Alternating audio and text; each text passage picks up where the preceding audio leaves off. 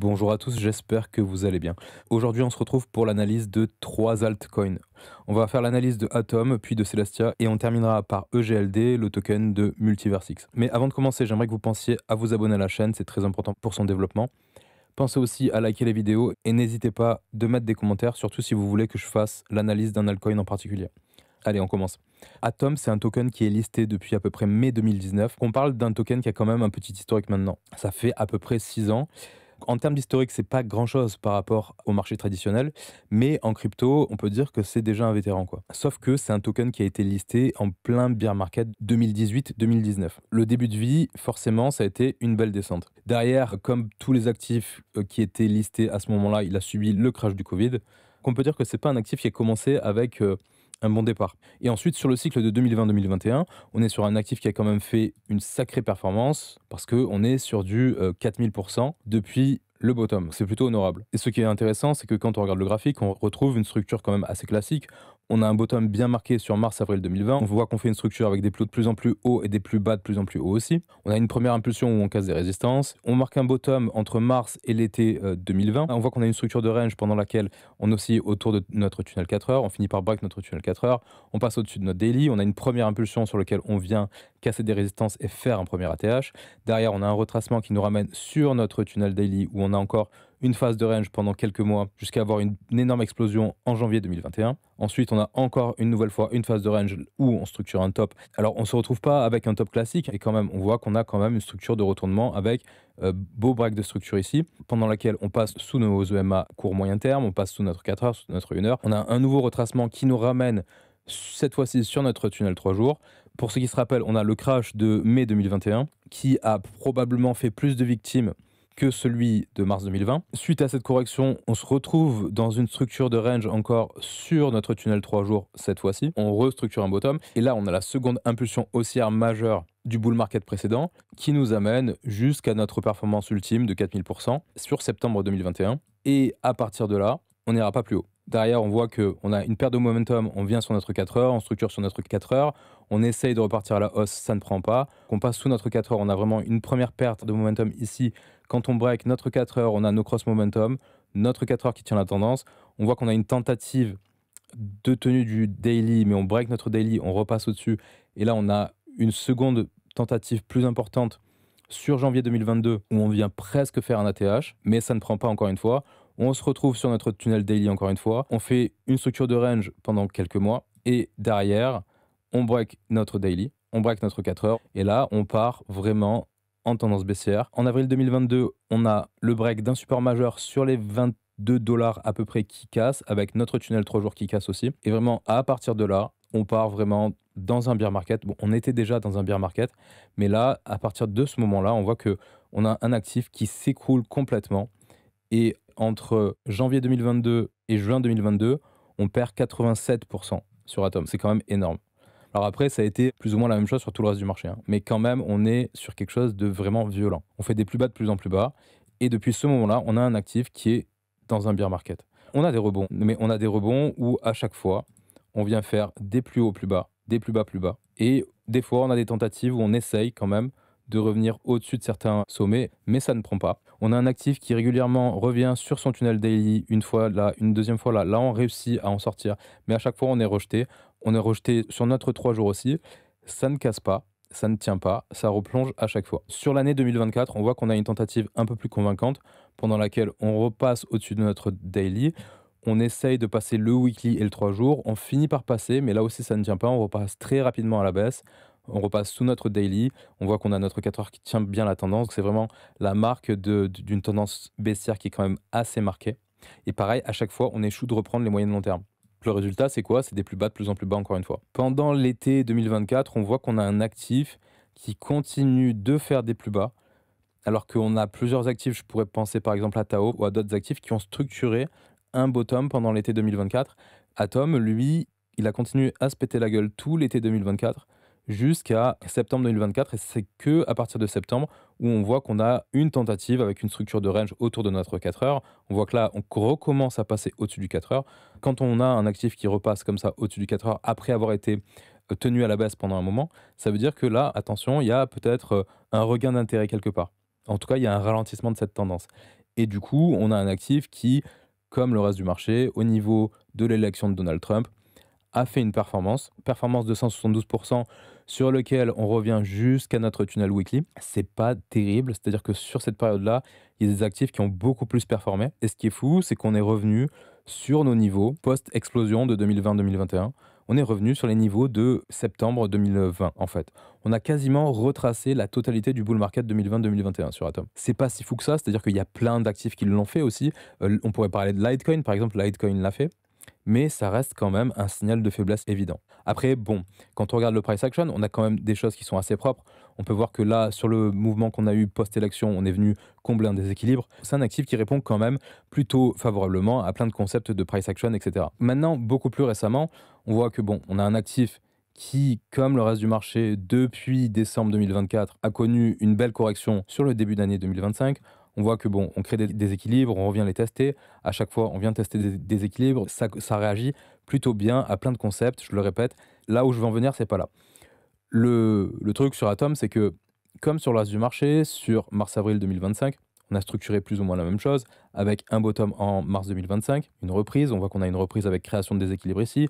On retrace, on vient combler ce déséquilibre. On a encore une fois une petite impulsion avec création de déséquilibre. On retrace, on pose un bottom au moment des tensions géopolitiques. Mais le problème, c'est que quand on regarde en termes de performance, on est sur des performances de plus 45%, plus 27%. En fait, c'est quelque chose qui est assez faible par rapport au reste du marché. Là, le bon point, c'est que, ok, on est dans un range, on a arrêté de faire des plus bas, mais c'est pas suffisant en fait. Niveau technique, on pourrait regarder deux trois trucs. Alors, ok, comme sur d'autres tokens, on est venu chercher notre point pivot trimestriel ici avant de retracer tout ça. Au niveau des moyennes mobiles, on est dans une phase de range autour de notre 4 heures.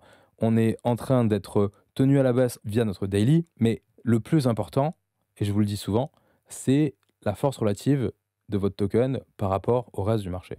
Pour Atom, on va aller voir, quand on regarde la force relative par rapport au reste du marché, c'est une catastrophe. C'est-à-dire que on est sur un actif qui contre Bitcoin, alors le plus simple, c'est peut-être que je mette la charte de Bitcoin, parce que c'est le plus important, je pense. On est sur un actif qui, depuis janvier 2022, sous-performe Bitcoin. Et encore, on n'est pas sur un actif qui a tant surperformé Bitcoin que ça. On voit que de 2019 jusqu'à 2022, au final, on a été plutôt dans une phase de range qu'autre chose. Mais bon, passons ça, à la rigueur, c'est pas le plus important, parce que on a quand même eu des phases où on a surperformé Bitcoin de 250%, ce qui est énorme.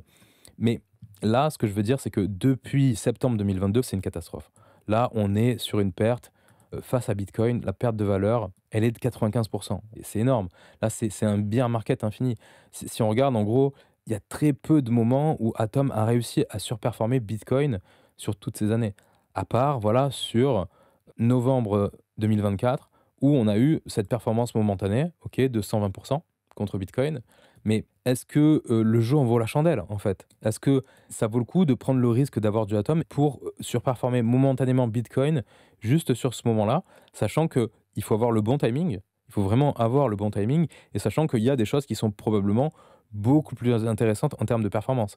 C'est là où je veux en venir. Et là, quand on regarde contre Bitcoin, alors là, récemment, oui, on voit qu'on a peut-être un début de surperformance. Peut-être que oui, ça peut être le bon moment maintenant de se repositionner sur Atom, mais quand même, sur le long terme, on n'est pas sur quelque chose qui donne envie.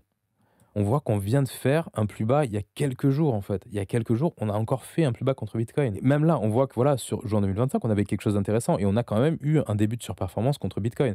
Alors, je pense que selon le contexte du marché, selon les conditions macroéconomiques qui peuvent changer, etc., ça peut peut-être devenir de plus en plus facile pour les alts de surperformer Bitcoin parce que Bitcoin, à un moment donné, au plus Bitcoin deviendra liquide, au plus normalement sa volatilité devra se calmer. Le truc, c'est qu'à un moment donné, les performances de Bitcoin deviendront de moins en moins importantes. Normalement, on peut débattre pendant des heures sur ce fait-là, mais la réalité, c'est que Bitcoin fut un temps, c'était aussi liquide qu'un shitcoin. Et du coup, son amplitude de prix pouvait être beaucoup plus importante que ce qu'elle est maintenant. Et ça, c'est factuel. On le remarque avec les années. On a une volatilité qui se réduit. Ça pourrait profiter à des altcoins.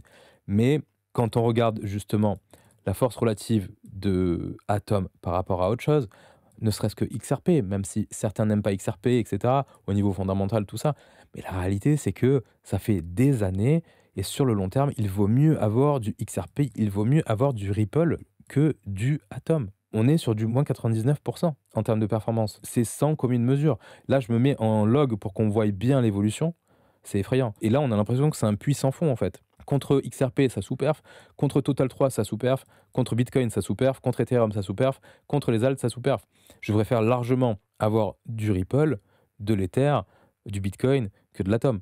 Et je préfère avoir n'importe quel autre alt que de l'Atom. Parce que là, ce qu'on voit concrètement, c'est que contre les alts sans le top 100, eh ben, on est sur de la sous-performance. Alors là, je me rends compte par contre que j'ai fait une erreur, c'est-à-dire que je suis sur la charte Atom BTC contre XRP. Ça, c'est une erreur d'inattention, mais c'est la même chose. C'est la même chose, mais par contre, les pourcentages sont moins importants. Mais voilà, c'est la même chose. C'est-à-dire qu'on est sur un actif qui sous-perf. Atom sous-perf le marché. Voilà. Maintenant, évidemment, c'est toujours une analyse à l'instant T. Ça peut changer. Alors peut-être qu'il y aura un retour de hype sur Atom à un moment donné. Je sais pas. Peut-être qu'il y aura un regain au niveau des fondamentaux. Peut-être qu'on aura une news majeure. C'est une possibilité. Mais pour le moment, moi, au niveau de la chart, il n'y a rien qui me le montre. Après, en termes de target, évidemment, on pourrait toujours envisager des targets haussières si on veut vraiment acheter de l'atome dans ce range de prix. C'est tout à fait possible parce que bon, voilà, on voit qu'on a arrêté de faire des plus bas contre le dollar, par exemple, même si, à titre perso, je pense qu'il y a des actifs qui sont beaucoup plus intéressants que Atom. Mais passons. Dans l'hypothèse où on voudrait absolument acheter du Atom, déjà, il faudrait combler ce gap qu'on a ici. En plus de ça, on voit qu'on a notre tunnel daily qui tient la tendance à la baisse pour le moment, avec notre EMA 200 daily qui est sur les 4 777. Là, pour le moment, on a ce déséquilibre à combler. Ensuite, on a notre tunnel 3 jours avec notre EMA 203 jours sur les 4 456. On a ce déséquilibre à combler aussi dans le price action qui doit s'aligner avec un point de notre Fibonacci sur les 8 dollars. Et ça s'aligne aussi avec notre EMA 200 weekly sur les 8,370. Déjà, là, il y a pas mal de targets. On pourrait avoir des confluences. On voit qu'on a notre pivot annuel aussi sur les 8,124 avec un point trimestriel sur les 8,288 et beaucoup plus bas aussi. C'est vrai qu'on a une confluence ici entre un niveau trimestriel et notre EMA 203 jours. Bon, déjà, il y a ça comme target. On pourrait envisager évidemment des targets à la hausse beaucoup plus élevés parce qu'on a de l'historique de prix sur Atom. On peut imaginer plein de targets. Mais la réalité, c'est que tant que ces prix-là, on les a pas vus, tout ce qui se trouve au-dessus, c'est de la science-fiction. Ça sert à rien, pour le moment, d'envisager des targets aussi éloignés du prix actuel sur un actif qui est aussi faible. Voilà, pour moi, Atom aujourd'hui, c'est non. Et vraiment, c'est clairement non. Peut-être que pour certains, c'est un super projet, etc. Et je respecte tout à fait. Mais moi, en l'état, sur ce que je suis en train de voir, je peux pas me positionner sur ce genre d'actif. Je préfère favoriser des trucs comme Hyperliquid, comme Ethena, sur lesquels on voit qu'on a des métriques qui sont à la hausse, plutôt que un Atom où, je sais pas, j'en entends même pas parler en fait. Pour moi, ça vaut pas le risque. Passons maintenant à Celestia. On est sur un actif qui a connu une grosse hype au moment du listing. On peut voir que on a un actif qui, de son listing jusqu'à son ATH, a fait du 1000%, ce qui est tout à fait correct. C'est une super performance en réalité. On est sur un actif qui est beaucoup plus récent que Atom. On est listé depuis fin 2023. Voilà, ça a vraiment clairement explosé à son lancement. C'est du x10, x11 quasi immédiat. En termes de suivi des moyennes mobiles, on peut observer qu'on a un actif qui a bien tenu sa moyenne 1 heure et qui a super bien tenu son 4 heures d'ailleurs, jusqu'à avoir une énorme inversion de tendance. Et c'est vraiment très très beau ce qu'on voit en termes de structure ici, parce qu'on a vraiment un actif qui a tenu son 4 heures jusqu'à le break avec perte de momentum cross 1 heure 4 heures. On peut observer une tentative de retour en tendance mais qui échoue. On repasse sous notre 4 heures, on repasse sous notre 1 heure et on se met à faire des plus bas de plus en plus bas avec à chaque fois des tentatives de percée du 4 heures qui échouent. Et quand on a un 4 heures qui échoue et qui est violemment rejeté comme ça, avec création de déséquilibre baissier comme ça derrière, c'est quand même des sacrés signaux que ça pue, faut se le dire. Et à chaque fois, on voit, voilà, on rebondit, on revient tester notre 4 heures et on échoue. Et pendant des semaines, c'est la même chose, c'est-à-dire on est en tendance baissière jusqu'à mai 2024 où on a une tentative. D'ailleurs, on voit qu'on a un ralentissement où on arrête de faire des plus bas. Ok, on tient celui-là de plus bas de avril 2024.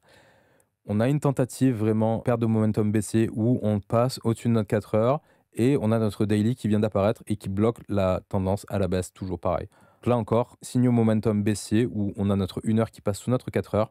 On a vraiment même le prix, là je le vois, qui tient le 15 minutes. Notre 1 heure tient le prix aussi à la baisse jusqu'à l'été 2024 où on a quand même un beau ralentissement.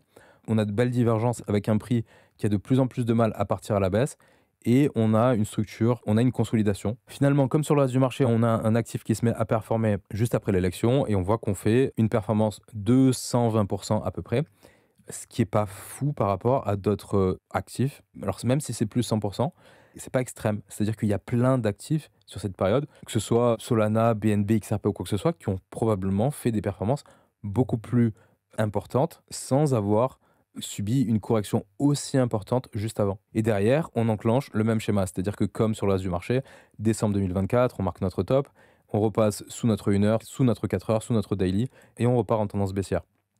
Et depuis ce moment, là, on a un actif qui est en tendance baissière tout le long. On passe sous le 4 heures, on a des phases où on essaye de se retourner, on voit qu'on a des phases de range où on arrête de faire des plus bas, mais ça ne tient pas. Mars 2025, on continue la baisse. On a un actif qui essaye de structurer un bottom avec le reste du marché, mais ça ne tient même pas.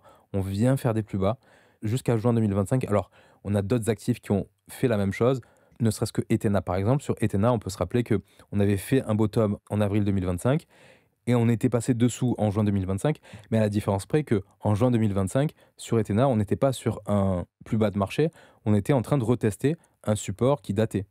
Et là, ce qui se passe, c'est que sur Celestia, en fait, les ATL, l'ancien ATL qui datait de novembre 2023, on est dessous depuis un moment. C'est pas vraiment le même contexte. Parce que là, on n'a pas rebondi. Là, on est sur un plus bas de marché, en fait, à ce moment-là. En gros, pendant que tout le reste du marché fait son bottom, Celestia, lui, il l'a cassé depuis un moment. En fait, le bottom de avril 2025, il l'a cassé depuis mai. Quand on regarde en termes de force relative, ça fait peur, quoi. Là, je suis en log. À part sur la performance post-listing, on est sur un actif qui ne fait que faire des plus bas et qui s'écroule complètement contre le reste du marché. Et on est sur des plus bas, des plus bas. Alors, à part potentiellement, on voit que contre Bitcoin, on a peut-être un début d'inversion de tendance là, ok. Premier signe. Contre XRP, c'est pas ça. Contre Solana, ok, on a arrêté de faire des plus bas. Contre Bitcoin, on a arrêté de faire des plus bas. Contre Total 3, on a arrêté, mais c'est léger. Contre Ethereum, ça se pète la gueule complètement. Et contre les alts aussi, on est à deux doigts d'en faire un aussi.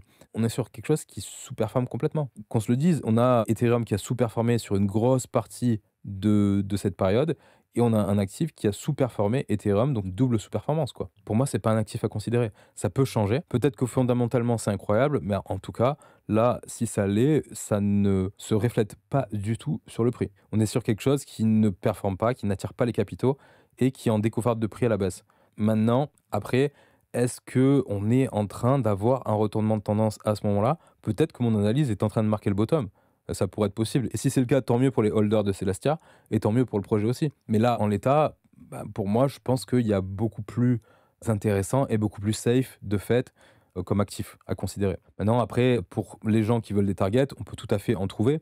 Ça, c'est pas un problème. Déjà, on peut remarquer quelque chose d'intéressant contre USDT, c'est que on tient le support de juin 2025. Peut-être qu'on est en train de marquer un plus bas plus haut ici, et du coup, c'est peut-être l'opportunité d'une vie. Maintenant, il faut savoir que c'est pas la première fois que ça arrive.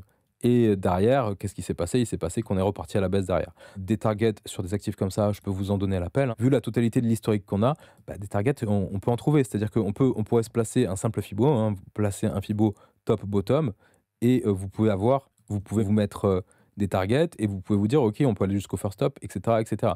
La réalité, et je ferai peut-être une vidéo sur la problématique des targets, c'est que se mettre des targets aussi éloignés du prix, c'est prendre un risque potentiel à s'influencer dans le fait que on va forcément aller chercher ces targets. Alors que la réalité, c'est que non, on peut pas savoir si on va aller le chercher. C'est comme les gens qui se donnent des targets de Bitcoin à 1 million.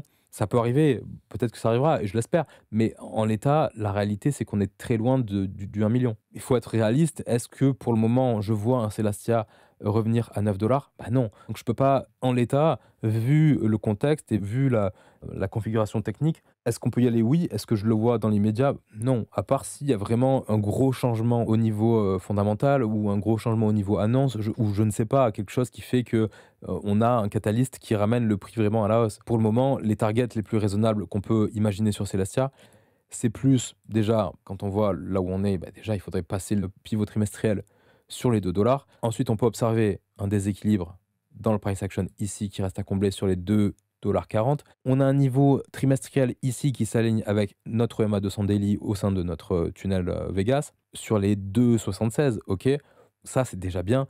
Déjà, il faudrait réussir à passer ce tunnel daily. On voit que le tunnel daily, il tient la tendance depuis un moment. Donc déjà, passons ce tunnel daily et après on avisera. Parce que bon, on peut aussi, je peux vous donner d'autres targets, mais on a ce déséquilibre qui a été en partie comblé. On voit qu'il est sur les 3,850 $ avec un niveau trimestriel juste au-dessus sur les 437. Déjà, en termes de target, ça fait beaucoup. Ça fait beaucoup. On pourrait remonter jusqu'ici sur les 6,20 $ avec notre tunnel 3 jours qui commence à arriver. Bon, en termes de target à la hausse, c'est déjà pas mal. Maintenant, si on fait les targets à la hausse, on peut avoir aussi les targets à la baisse. Et les targets à la baisse, on peut utiliser les points pivots et ça peut faire peur, mais on a des niveaux.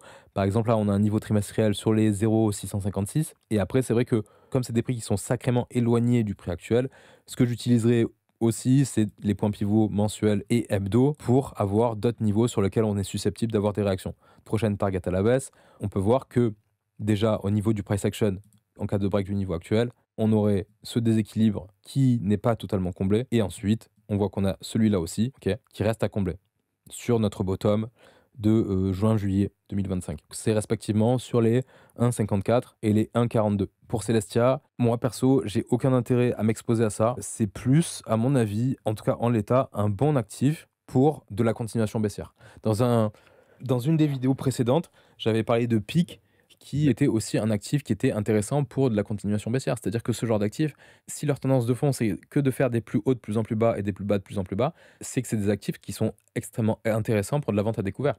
Et là, il suffit de...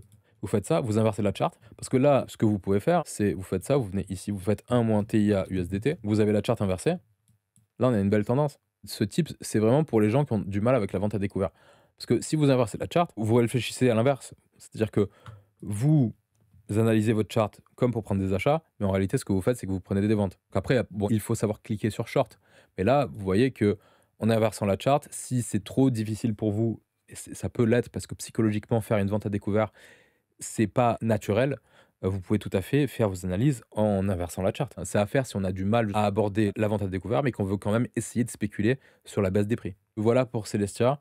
Pour moi, en tout cas, pour de la spéculation en spot, type investissement entre parenthèses, moi, c'est pas quelque chose que j'ai envie d'avoir en portefeuille. Et pour finir, on va parler de EGLD, donc de Multiversix, ou de Elrond, je sais plus exactement, et je crois que maintenant c'est Multiversix. Alors Elrond, on est sur un vieux token, et c'est dommage parce qu'on n'a pas tout l'historique. C'est-à-dire que là, sur Binance, on a l'historique depuis septembre 2020.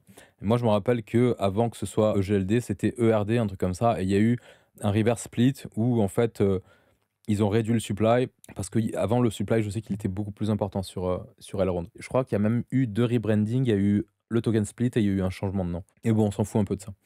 Ce qu'il faut retenir, c'est que le début de vie du token, il était plutôt intéressant, c'est-à-dire qu'on a vraiment, bon, on a eu correction ici, mais après, c'est vrai qu'on n'a pas tout l'historique, c'est un peu biaisé. Si je me rappelle bien, avant, il y avait quand même une belle performance. Là, sur octobre 2020, on voit qu'on a fait un beau bottom quand même, on a marqué un beau bottom. On se met les moyennes mobiles. À partir de novembre 2020, on est parti en tendance. On a bien tenu le 1 heure, on a bien tenu le 4 heures. Ça a été vraiment bien explosif. La performance, elle a été quand même assez importante sur Elrond. Ça a été peut-être un des meilleurs performeurs sur le dernier cycle. On voit qu'à chaque fois, on a de beaux retracements sur le 4 heures. Sur février, mars 2021, on a une belle conso avec tenue du 4 heures. De la même manière que sur Atom, on voit que sur avril, on marque un top avec notre crash de mai 2021. On fait un bottom sur l'été 2021 sous notre tunnel daily. Et ensuite, on a notre seconde vague haussière qui est super intéressante parce que vraiment, on a quelque chose de assez structurel où on tient notre 4 heures et on a vraiment une tendance haussière qui est très bien maintenue jusqu'à avoir un climax run jusqu'à 560 $. En termes de performance, on est sur du 8700%. Et encore, je crois que vu qu'on n'a pas l'historique avant, c'est possible que ce soit même plus en termes de performance. Par contre, dès que le marché s'est retourné en novembre 2021, Elrond, il s'est fait éclater. On perd très rapidement 92%, voire je pense un truc genre 98 peut-être. Voilà, on est sur du 95% post-FTX, 95% de correction. Et en gros, depuis ce moment, on est repassé sous notre 4 heures, on est repassé sous notre daily très rapidement. On voit que sur le début d'année 2022, on structure quelque chose qui ressemble à un bottom, mais à chaque fois, on échoue sur notre tunnel daily. Une première fois sur le daily, une seconde fois sur le daily, et on repart à la baisse avec tenue du 4 heures. On a quelque chose qui s'écroule totalement en bear market avec vraiment une belle tenue du tunnel daily.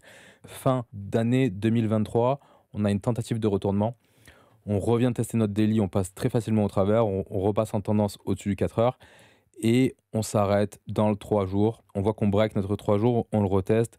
on repart à la hausse, mais ça ne tient pas. Et derrière, on repart en tendance baissière. Sur l'année 2024, on passe sous notre 4 heures, sous notre daily. On repart en tendance, le 4 heures qui tient la tendance. Ce qui est flagrant, c'est que sur l'été 2024, alors que le marché structure un bottom, on a un EGLD qui ne structure pas de bottom. En clôture, on fait des plus bas de plus en plus bas. En fait, on vient combler de plus en plus cette mèche, mais en clôture, vraiment, on fait des plus bas de plus en plus bas, quoi. Avec une dynamique qui est très faible. On a quand même une surperformance au niveau de l'élection de Donald Trump, à peu près 165% de performance. Il y a eu mieux. C'est bien, mais il y a eu mieux. Et depuis ce moment-là, sur 2025, depuis décembre, on est sur un actif qui continue de se péter la gueule, qui continue de faire des plus bas de plus en plus bas, jusqu'à avril 2025 où on fait un plus bas local ici. On n'a pas fait d'ATL encore. C'est vrai que quand on regarde la cotation, on a des niveaux qui sont aux alentours des 7-8 $. On n'est toujours pas venu jusqu'ici. On a encore de la marge. On marque un bottom en avril. On a une petite surperformance de à peu près 85%. On est arrêté par notre tunnel daily. On repart derrière en tendance baissière en passant sous notre 4 heures, en passant sous notre 1 heure. On vient de la même façon marquer un second bottom ici aussi. On vient récupérer les plus bas sous le bottom d'avril. On a le même contexte que sur le reste du marché où on crée un déséquilibre en daily. On vient retester ce déséquilibre. Phase de range autour de notre 1 heure. On break notre 4 heures. On repart à la hausse. On a des déséquilibres en daily qui sont comblés ici. Et on est arrêté sur notre tunnel daily pour le moment. Mais on n'a pas fait de plus bas. Bon, on n'a pas fait de plus bas. On est revenu combler des déséquilibres qu'on avait fait aussi ici sur ce second bottom.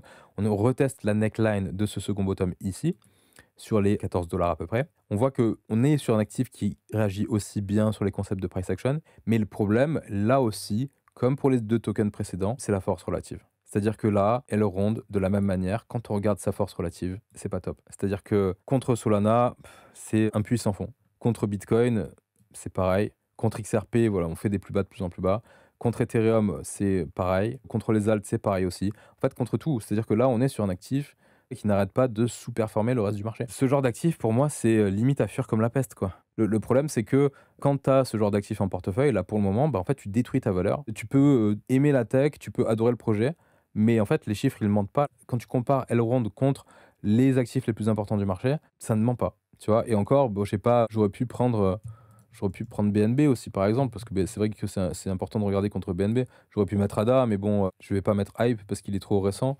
On va prendre ADA. Et voilà, de toute façon, les charts, elles sont les mêmes contre tous les actifs. Là, on a BNB en rose. Alors oui, il y a des moments de surperformance, évidemment, mais de manière générale, mieux vaut, et depuis un moment, depuis au moins novembre 2021, en fait, c'est depuis le dernier cycle, mieux vaut avoir en permanence n'importe quel alt de cette liste que d'avoir du GLD. Ce qu'on veut sur le marché crypto, c'est on veut avoir de la performance et on veut essayer de prendre le moins de risques possible parce qu'on est sur un marché déjà qui est ultra risqué. Quand tu es sur un actif comme ça, pour le moment, jusqu'à maintenant, tu prends tous les risques possibles sans aucun rendement derrière. Là, contre Bitcoin, le seul moment depuis novembre 2021 où EGLD a réussi à surperformer Bitcoin, c'est de octobre 2023 jusqu'à décembre 2023 pour faire 125%. Il y a d'autres moments, évidemment, hein, on pourra les voir, mais vraiment, le moment le plus important, c'était à ce moment-là. Après, il y a eu ce moment-là pour faire 55%.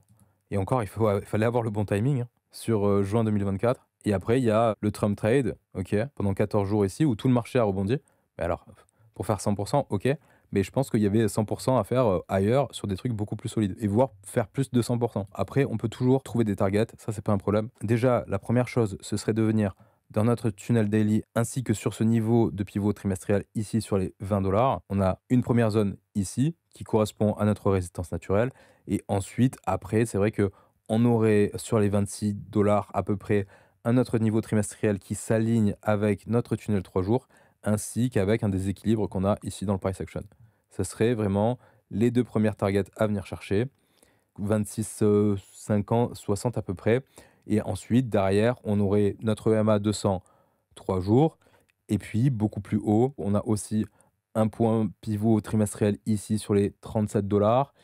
Et ensuite, c'est vrai que on a un beau déséquilibre ici, une suite de déséquilibres dans le price action. Vraiment, on a toute cette zone avec notre pivot trimestriel ici qu'on pourrait venir chercher si jamais il y a un retournement de tendance majeur sur EGLD. Pourquoi pas venir récupérer ces niveaux qui sont entre 39,43 et 43,83. Mais pour le moment, venir ici, ça me paraît possible, mais il faudrait quand même reprendre du jus. Le problème, il est toujours le même, c'est que, à mon avis, il y a plus intéressant pour faire de la performance. Et je pense que la majorité d'entre vous, même si, OK, vous pouvez vouloir soutenir, des projets, c'est tout à fait honorable, mais vous êtes surtout là pour faire du profit. La réalité, c'est que, quand vous avez un actif qui sous-perf vraiment la totalité du marché, c'est pas possible de risquer sa value sur ce genre d'actif. Voilà, pour moi, Elrond, c'est non. Je passe mon tour. Vous pouvez y croire, vous pouvez espérer, mais factuellement, c'est pas joli, quoi. Voilà, j'ai fini l'analyse de ces 3 tokens. J'espère que ça vous a plu. J'espère que vous avez pu apprendre, 2-3 trucs sur les configurations à éviter sur certains alts, peu importe l'altcoin, que ce soit Atom, GLD, que ce soit peu importe, hein. Pour moi, quel que soit l'actif, si j'ai pas un contexte qui me dit que cet actif va réussir à surperformer le reste du marché, je n'irai pas risquer ma value sur cet actif. N'oubliez pas de vous abonner, de liker les vidéos et de mettre des commentaires. Et moi, je vais vous dire à la prochaine. Allez, ciao, ciao.